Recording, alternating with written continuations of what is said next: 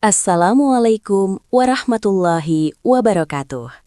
Selamat datang di channel Kisah Lintas Dimensi Islam. Sahabat beriman, sholawat bukan sekedar rangkaian kata pujian, melainkan kunci pembuka pintu rahmat Allah yang luar biasa. Di video kali ini, kita akan menyelami 5 kisah nyata tentang kedahsyatan karomah bagi mereka yang lisannya tak pernah kering dari bersholawat. Namun sebelum kita lanjut, dukung terus channel KLD dengan cara klik subscribe dan aktifkan lonceng notifikasinya, agar Anda tidak ketinggalan konten inspiratif lainnya. Mari kita simak bersama.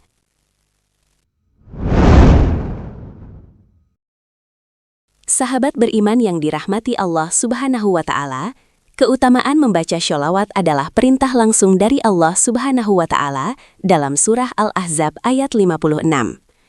إن الله وملائكته يصلون على النبي يا أيها الذين آمنوا صلوا عليه وسلموا تسليما. Sesungguhnya Allah dan para malaikatnya bersalawat untuk Nabi. Wahai orang-orang yang beriman, bersalawatlah kamu untuk Nabi, dan ucapkanlah salam dengan penuh penghormatan kepadanya. Quran Surah Al-Ahzab 56. Membaca sholawat kepada Nabi Muhammad Shallallahu Alaihi Wasallam memiliki keutamaan yang sangat besar.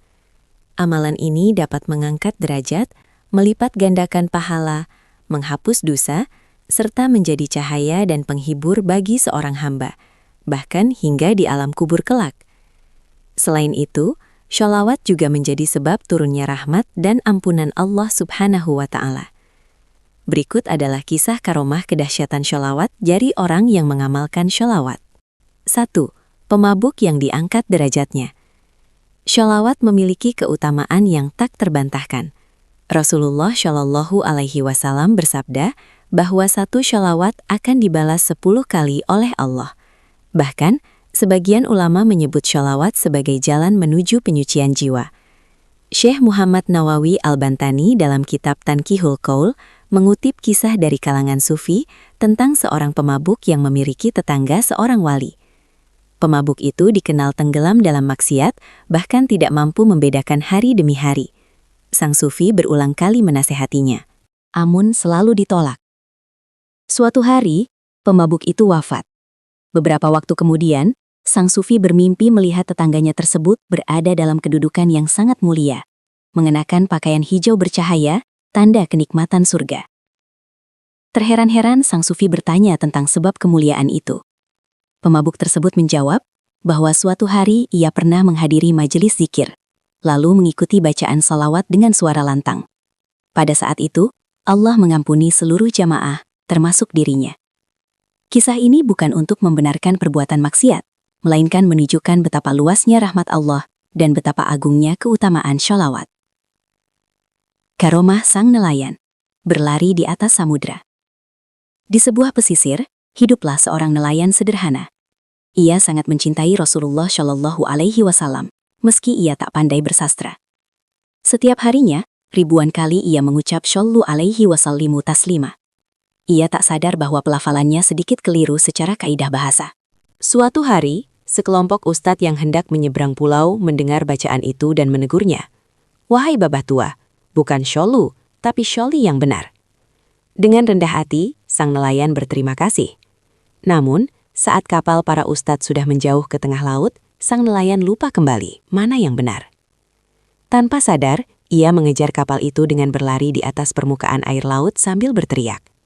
Ustadz, mohon maaf, tadi yang benar Shollu atau Sholli? Melihat kejadian ajaib itu, sang ustadz gemetar dan berkata, bacalah sesukamu Pak Tua. Makom, kedudukan, Anda di sisi Allah Subhanahu wa Ta'ala jauh lebih tinggi dari kami. Kemudian yang ketiga, misteri wajah yang menjadi cahaya saat tawaf. Imam Sufyan Ats-Tsauri pernah menjumpai seorang pemuda di Ka'bah yang setiap langkahnya hanya membaca sholawat tanpa doa lainnya. Ternyata ada rahasia besar di baliknya. Pemuda itu bercerita bahwa ayahnya wafat saat perjalanan haji dengan wajah yang menghitam kelam karena dosa masa lalu. Dalam kesedihan, pemuda itu bermimpi didatangi sosok sangat tampan dan harum yang mengusap wajah ayahnya hingga berubah menjadi putih bersinar. Sosok itu adalah Rasulullah Shallallahu Alaihi Wasallam. Beliau bersabda, "Meskipun ayahmu banyak melampaui batas, namun ia rajin berselawat padaku. Maka di saat sakaratul mautnya, aku datang memberinya syafaat." Kemudian yang keempat, orang soleh yang ditinggalkan Rasulullah dalam mimpi. Ada seorang hamba yang dikenal soleh dan rutin membaca salawat. Ia bahkan sering berjumpa Rasulullah Shallallahu Alaihi Wasallam dalam mimpinya. Namun suatu malam, ia bermimpi Rasulullah Shallallahu Alaihi Wasallam bersikap dingin dan tidak menyapanya. Ketika ia bertanya dengan sedih, Rasulullah Shallallahu Alaihi Wasallam menjawab bahwa beliau tidak mengenalnya. Ternyata, selama beberapa bulan orang tersebut telah meninggalkan kebiasaan bersyalawat. Ia pun bertaubat dan bertekad membaca syalawat 100 kali setiap hari. Tak lama kemudian, ia kembali bermimpi. Berjumpa dengan Rasulullah Shallallahu Alaihi Wasallam, disambut dengan penuh kasih dan diberi syafaat. Kemudian yang kelima, Abdullah bin Mubarak dan mujizat lidah yang terpotong. Seorang pembenci selawat yang buta hati pernah dengan keji memotong lidah Abdullah bin Mubarak agar tidak bisa lagi memuji Rasulullah. Namun, cinta tak bisa dibungkam. Dalam mimpinya, Rasulullah hadir dan menyambungkan kembali lidah sang pecinta tersebut hingga pulih seperti semula. Sebaliknya, sang pelaku berubah wujud menjadi kera sebagai hukuman atas kebenciannya. Barulah setelah anaknya memohon maaf dengan tulus dan berjanji akan berselawat sepanjang hidupnya, sang ayah disembuhkan. Kisah ini menjadi peringatan bahwa salawat adalah pelindung bagi pecintanya dan bencana bagi pembencinya. Sahabat beriman yang dirahmati Allah, syalawat adalah jembatan cinta kita kepada baginda Nabi Muhammad Sallallahu Alaihi Wasallam. Jangan biarkan lisan kita kering tanpa menyebut namanya. Itulah kisah tentang kedahsyatan karomah bagi mereka yang lisannya tak pernah kering dari bersyalawat. Semoga kisah-kisah ini mempertebal iman kita semua. Amin ya Rabbal Alamin. Jika Anda merasa video ini bermanfaat, silahkan berikan like dan bagikan kepada orang-orang tercinta. Terima kasih telah menonton. Wassalamualaikum warahmatullahi wabarakatuh.